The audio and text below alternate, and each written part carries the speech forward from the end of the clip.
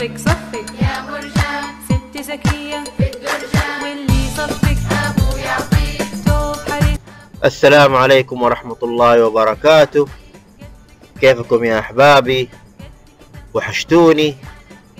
وقبل ما نعرف المثل خلينا نصلي على الحبيب. اللهم صل وسلم عليك يا حبيب الله.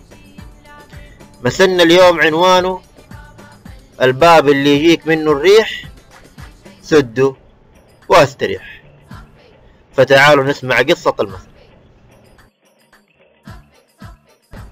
يقول لكم يا محافظ السلامة، هذا واد عنده دكان يبيع فيه حلاوة طحينية، وكان ما شاء الله دخله عالي، كانوا الزباين عنده زي الرز، وكان محله دايما زحمة. وتمر الأيام ويشي ربك إنه في أرض وراء فاضية يستكريها واحد، وهذا الواحد يحول هذه الأرض إلى حظيرة يربي فيها تيوس، يربي فيها دجاج. فكانت لما يهب الريح تخش الريحة حقت الحظيرة على الدكان، فتصير ريحة الدكان الحلاوة بكرامة زي الحظيرة، لدرجة إنه حتى الحلاوة اللي كان يبيعها تأثرت. فبدأوا الزباين يخفوا ويقلوا من الريحة، فتضايق صاحب الدكان وراح عند جاره صاحب الحظيرة يقول له المشكلة. كان جاره يحاول إنه يحل المشكلة بس ما يقدر يحلها، هذه حظيرة وهذا الهوى حق ربنا. فقرروا الاثنين انهم يروحوا عند القاضي عشان يحل لهم المشكلة. فجاء عند راعي الحلاوة عند القاضي وقال له يا قاضي، ترى انا دكاني كده وكان عندي زباين ما شاء الله، ومن يوم ما هذا فك حظيرته والريحة حقته تخش علي من الباب الخلفي وتعدم لي الدكان. فقال له القاضي ترى حلك بسيط، حلك انك الباب الخلفي اللي مواجه للحظيرة تجيب شوية حجر وطين وتسده، وبالتالي ما عاد تخش لك الريحة. فالباب اللي يجيك من الريح سده واستريح. هذا هو مثلنا اليوم. مثلنا يدل انه لو كان عندك امر او شيء معين يسبب لك مشاكل فابتر هذا الامر واقطعه. لو كان عندك صاحب يجيب لك مشاكل في حياتك فبعد عنه بالسلامة، ما نبغى هذا الصاحب. وعلى كذا شيء في امور الحياة، لو هذا الشيء أو هذا الأمر يسبب لك مشاكل فابتعد عنه.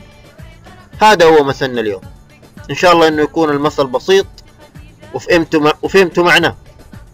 وبكده أقول لكم مع السلامة، ونشوفكم بكرة في مثل جديد من أمثال عمو وليد. استنوا دقيقة لا تمشوا، سامعين الصوت والدبكة اللي سامعها؟ خليكم معايا دقايق.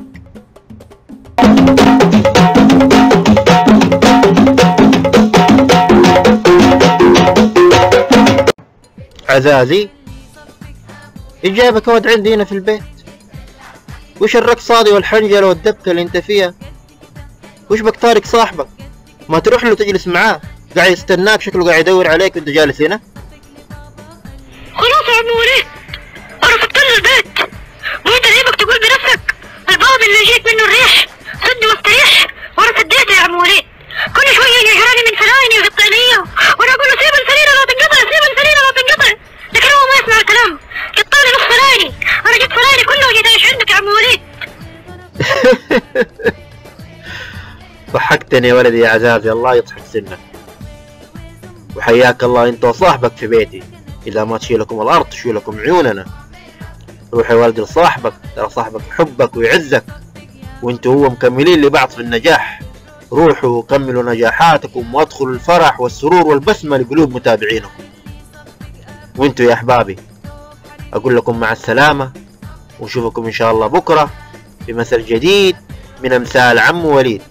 والسلام عليكم ورحمة الله وبركاته.